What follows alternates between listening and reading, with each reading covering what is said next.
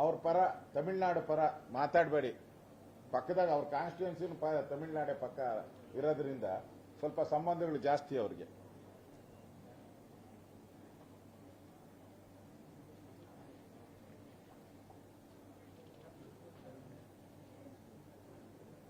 ಈಗ ಬರ ಬಂದಿದೆ, ಮಂತ್ರಿಗಳಿದಾರ,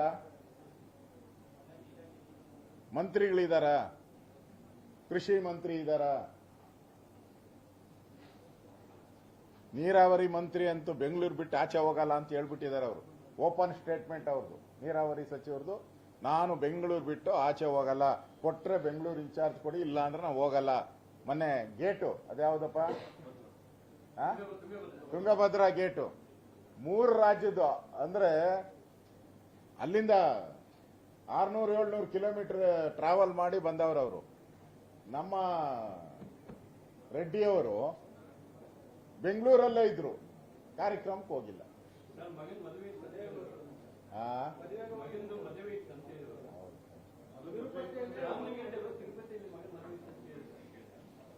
ಯಾರನ್ನೂ ಕರೆದೇ ಇಲ್ಲಪ್ಪ, ನಮ್ಮನ್ನೇನು ಕರೆದಿಲ್ಲ. ಕರೆದಿದ್ದಾರೆ, ನಿಮ್ಮನ್ನ ಯಾರನ್ನ ಕರೆದಿದ್ದಾರ? ಯಾಕೆ ಸುಮ್ಮನೆ ಹೇಳ್ತೀರ? ಅದರಿಂದ ಅಧಿಕಾರಿಗಳು ಇಲ್ಲ, ಇವರು ಮಂತ್ರಿಗಳಿಲ್ಲ, ಖಾತೆ ನಿರ್ವಹಣೆ ಮಾಡೋದು ಕಣ್ಣು ಮುಚ್ಚಾಲೆ ಆಟ. ಈಗ ಡಿ ಕೆ ಶಿವಕುಮಾರ್ ಏನ್ ಹೇಳಿದ್ರು, ಆಗಿದ್ದು 10 ದಿನದಲ್ಲಿ ಎಲ್ಲ ಪೂರ್ಣ ಮಟ್ಟದ ಸಚಿವ ಸಂಪುಟ ಅಂದ್ರು. 30 ದಿನ ಆಯ್ತು, ಇನ್ನ ಅದ್ರ ಸುದ್ದಿನೇ ಇಲ್ಲ.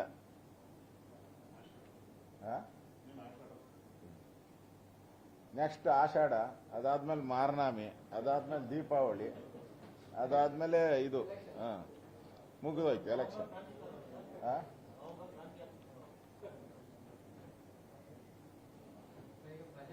ಬರ ಪರಿಹಾರಕ್ಕೆ ಎಷ್ಟು ಹಣ ಇಟ್ಟಿದ್ದೀರಾ?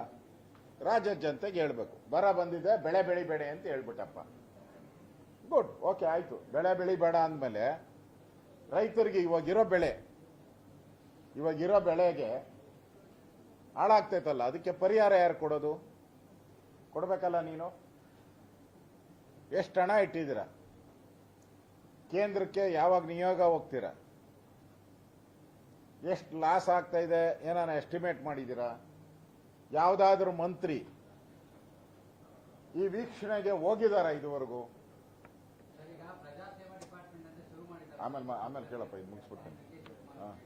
ಅವ್ರ ಸೇವೆ ಮಾಡಕ್ಕೆ ಇಟ್ಟಿರೋದು, ಪ್ರಜೆಗಳ ಸೇವೆಗಲ್ಲ ಅದು. ಸರ್ಕಾರ ಕಾಂಗ್ರೆಸ್ ಸೇವೆ ಮಾಡಕ್ಕೆ ಅದೊಂದು ಇಲಾಖೆ ಇಟ್ಕೊಂಡವ್ರೆ, ಕಮಿಷನ್ ಕಲೆಕ್ಟ್ ಮಾಡಕ್ಕೆ ಇಲಾಖೆ. ಅದರಿಂದ ಇಲ್ಲಿ ಸರ್ಕಾರಕ್ಕೆ ಅದ್ರ ಬಗ್ಗೆ ಕಾಳಜಿನೇ ಇಲ್ಲ.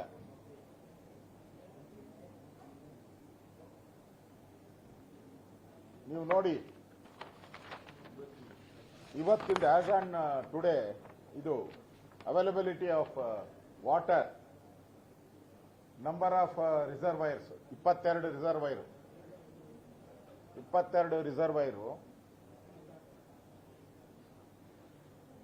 2026 ಈಗ ಎಲ್ಲಾ ರಿಸರ್ವೈರ್ ಸೇರಿಸಿ 66.099 TMC. ಆಲ್ 22 ಡ್ಯಾಮ್ಗಳದು.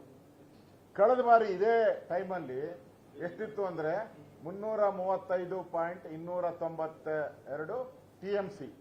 25 25ರಲ್ಲಿ 335, 26ರಲ್ಲಿ ಕೇವಲ 66. ಇಷ್ಟಿದ್ರೂ ಕೂಡ ಸರ್ಕಾರಕ್ಕೆ ಕಿವಿನೂ ಇಲ್ಲ, ಕಣ್ಣೂ ಇಲ್ಲ. ಬೆಳೆ ಮಾತ್ರ ಬೆಳಿಬೇಡಿ ಅಂತೀರಾ. ಏನ್ ಮಾಡ್ಬೇಕು ರೈತರು ಅಂತ ಹೇಳ್ಬೇಕಲ್ಲ. ಆಯ್ತು, ಬೆಳೆ ಬೆಳಿಬಾರ್ದು, ಏನ್ ಮಾಡ್ಬೇಕು ಅಂತ ಹೇಳ್ಬೇಕಲ್ಲ ರೈತರಿಗೆ.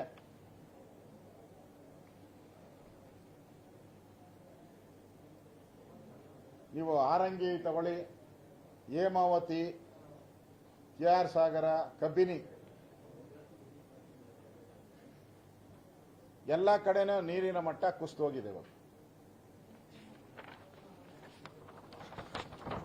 ಅದೇ ರೀತಿ ಆಲಮಟ್ಟಿ ಇರ್ಬೋದು, ತುಂಗಭದ್ರಾ ಇರ್ಬೋದು, ಇಡ್ಕಲ್ ಇರ್ಬೋದು, ನಾರಾಯಣಪುರ ಇರ್ಬೋದು, ಭೀಮಾ ಲಿಫ್ಟ್ ಡ್ಯಾಮ್ ಇರ್ಬೋದು,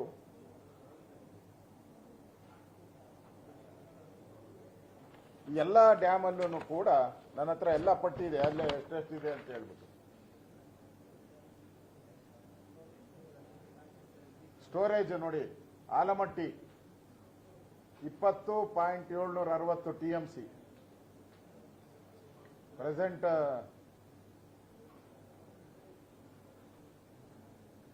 ಸ್ಟೋರೇಜ್ ಇರುವಂಥದ್ದು.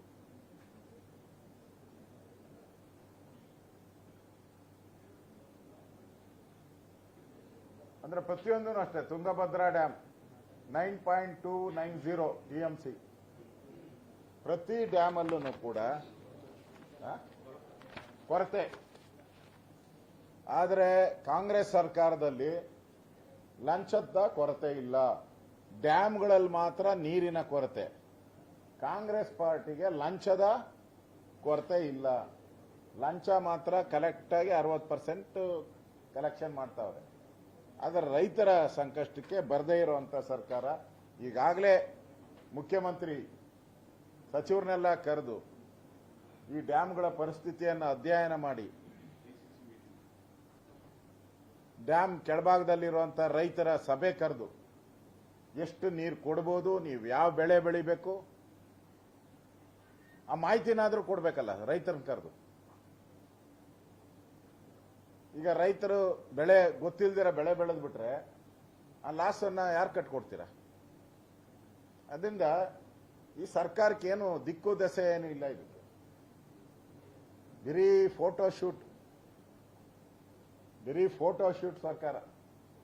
ನಮ್ಮ ಕೃಷ್ಣ ಬೈರೇಗೌಡರಂತೂ ಡೈಲಿ ಫೋಟೋ ಅಧಿಕಾರಿಗಳನ್ನ ಬೈಯೋದು,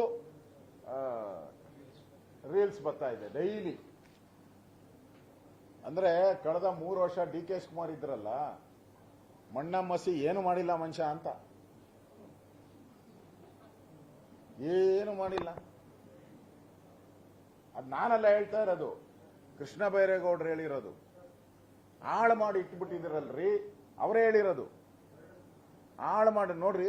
ಅಲ್ಲ ರೀ, ಪಾಟೋಲ್ ಮುಚ್ಚಕ್ಕೆ ಏನದು ಯಾವುದು ರಾಕೆಟ್ ಸೈನ್ಸ್ ಅಂತ ಕೇಳಿದ್ದಾರೆ.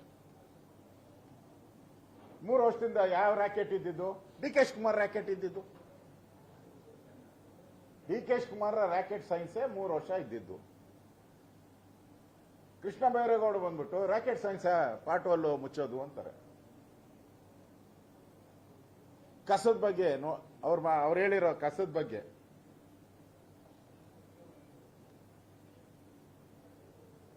ಸರಿಯಾಗಿ ಕಸದ ಸಮಸ್ಯೆನ ಯಾಕೆ ಬಗೆಹರಿಯಕ್ಕಾಗಲ್ಲ? ಅವ್ರು ಹೇಳಿದ್ದು, ಕೃಷ್ಣ ಬೈರೇಗೌಡರು ಒಂದು ಕಾರ್ಯಕ್ರಮದಲ್ಲಿ ಹೇಳಿದ್ದು, ಸಚಿವ ಕೃಷ್ಣ ಬೈರೇಗೌಡರು ಹೇಳಿದ್ದು,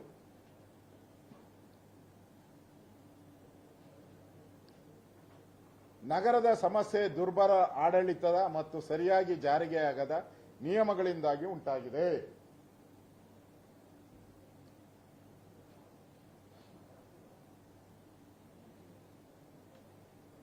not for the lack of money,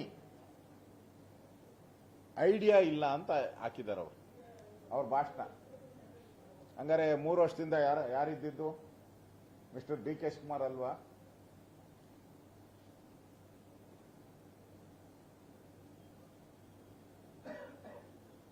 ಪಾದಚಾರಿ ಮಾರ್ಗ ಸ್ವಚ್ಛ ಮಾಡಿಲ್ಲ, ಕಸ ರಸ್ತೆ ಗುಂಡಿ ಇನ್ನೂ ನಿವಾರಣೆ ಆಗಿಲ್ಲ. ಅಂದ್ರೆ 3 ವರ್ಷ ಕಾಂಗ್ರೆಸ್ ಸರ್ಕಾರ ಏನ್ ಮಾಡ್ತು? ಬೆಂಗಳೂರಲ್ಲಿ ಕಮಿಷನ್ ಹೊಡಿತು ಅಂತ ಅರ್ಥ ಅಷ್ಟೇ. ಕೆಲಸ ಮಾಡಲಿಲ್ಲ. ಪಾಟ್ವಲ್ಗೋಸ್ಕರ ಕೋಟ್ಯಾಂತರ ರೂಪಾಯಿ, 100 ಕೋಟಿ ರೂಪಾಯಿ ಹಣ ಬಿಡುಗಡೆ ಆಯಿತು. ರಾಕೆಟ್ ಸೈನ್ಸ್ ಬರ್ದಿರ ಎಲ್ಲ ಪಾಟೋಲ್ಗಳು ಹಂಗೆ ಬಾಯಿ ತೆರ್ಕೊಂಡಿದೆ ಅಂತೇಳಿ. ಪಾಪ DK ಶಿವಕುಮಾರು ಇರೋದ್ರಲ್ಲಿ ಪಾಪ ಒಳ್ಳೆಯವರು, ಕರೆಕ್ಟಾ? ನೋಡಿ, BMRD ಅವ್ರ ಹತ್ರನೇ ಇಟ್ಕೊಂಡವ್ರೆ. ಯಾವ್ದಾವ್ದು ಹಾಲು ಕರೀತತ್ತೋ ಚಂದಾಗಿ ಜೆಸ್ಸಿ ಹಸನ ಯಾವುದು ಹಾ ಹೇಳ್ಬೋದ ಅದೆಲ್ಲ ಹೇಳಿದ್ರೆ ತಪ್ಪಾದ ಈ ಜರ್ಸಿ ಹಸು ಇದೆಯಲ್ಲಪ್ಪ ಅದು ದಿನಕ್ಕೆ 20 ಲೀಟರ್ ಹಾಲು ಕೊಡ್ತೈತಪ್ಪ. ಬೆಳಗ್ಗೆ 10 ಲೀಟ್ರು, ಸಂಜೆ 10 ಲೀಟ್ರು. ಯಾವುದು BDA BMRD ಇವೆಲ್ಲ ನಾಟಿ ಹಸು ಇರ್ತೈತಲ್ಲ, ಬೆಳಗ್ಗೆ ಅರ್ಧ ಲೀಟ್ರು, ಸಂಜೆ 1 ಲೀಟ್ರು ಅಷ್ಟೇ. ಅದನ್ನ ಎಲ್ಲ ಕೃಷ್ಣ ಬೈರೇಗೌಡ ಕೊಟ್ಬಿಟ್ರು. ನಾಟಿದೆಲ್ಲ ಕೃಷ್ಣ ಬೈರೇಗೌಡ, ಫಾರಮ್ದೆಲ್ಲ ಇವ್ರು ಇಟ್ಕೊಂಡಿದ್ದಾರೆ. ಈ ಮುಸ್ಕಿನ್ ಗುದ್ದಾಟ ಅಷ್ಟೇ. ಈಗ ಕೃಷ್ಣ ಬೈರೇಗೌಡರು ಏನ್ ಹೇಳ್ತಾ ಇದ್ದಾರೆ, ಹಾಳು ಮಾಡ್ಬಿಟ್ರಿ, ಗುಂಡಿ ಮುಚ್ಚಕ್ಕೆ ಹೋಗ್ತಾ ಇಲ್ಲ ನಿಮ್ಗೆ, ಇದೇನ್ ರಾಕೆಟ್ ಸೈನ್ಸಾ? ನಾವೇನ್ ಕಿವಿ ಮೇಲೆ ಹೂವು ಇಕ್ಕೊಂಡಿದ್ದೀರಾ?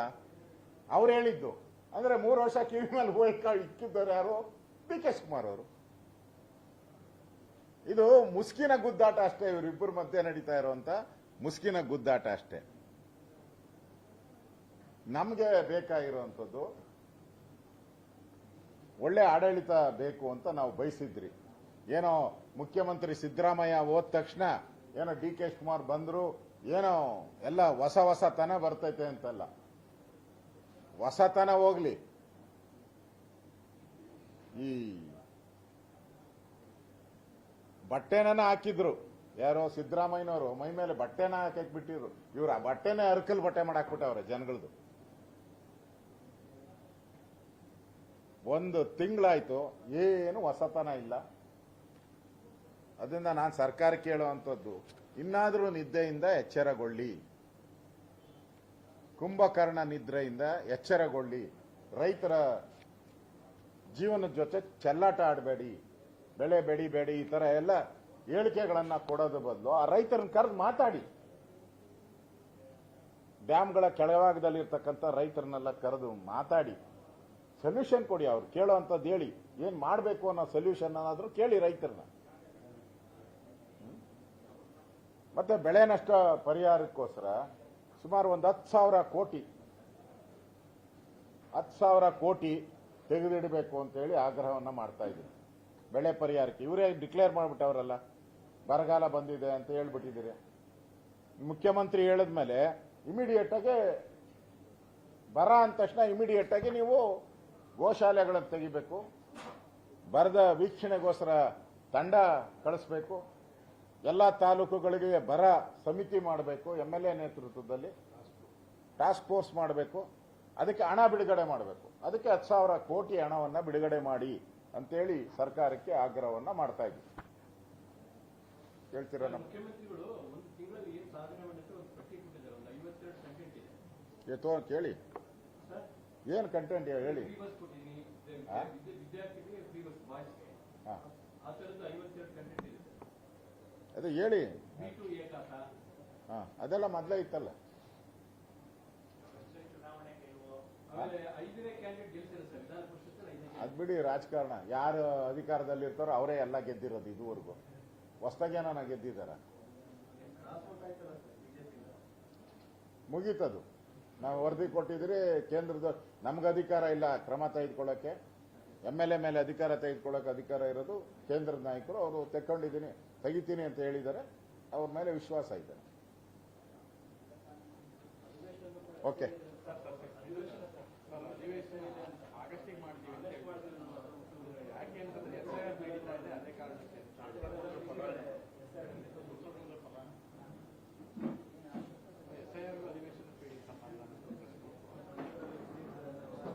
DK ಶಿವಕುಮಾರ್ ಅಂದ್ರೆ ಪಲಾಯನ, ಓಡಿ ಹೋಗೋದು ಅಂತ.